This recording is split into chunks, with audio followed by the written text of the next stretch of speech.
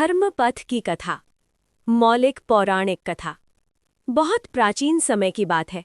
आर्यावर्त के दक्षिण में निशांतपुर नाम का एक समृद्ध राज्य था। इस राज्य पर राजा धर्मकेतु का शासन था।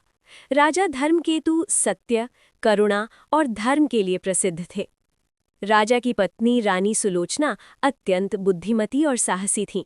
उनका पुत्र वीर नंदन बचपन से ही संयम, शौर्य और सेवा भाव से परिपूर्ण था। वनवास का कारण। एक दिन राजमहल में राजनीति और ईर्ष्या के कारण ऐसा षड्यंत्र रचा गया कि राजा धर्मकेतु को राजगद्दी छोड़नी पड़ी। धर्म की रक्षा के लिए वीर नंदन ने स्वयं 14 वर्षों का वनवास स्वीकार किया। उनके साथ रानी सुलोचना और उनके छोटे भाई अरविंद भी वन चले गए। मित्रता और संघर्ष।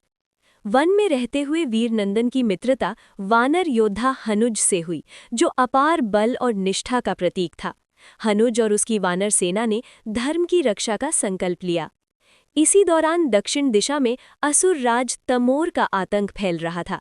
तमोर ने छल से रानी सुलोचना का अपहरण कर लिया और उन्हें अंधकार द्वीप में बंदी बना लिया। धर्म की विजय।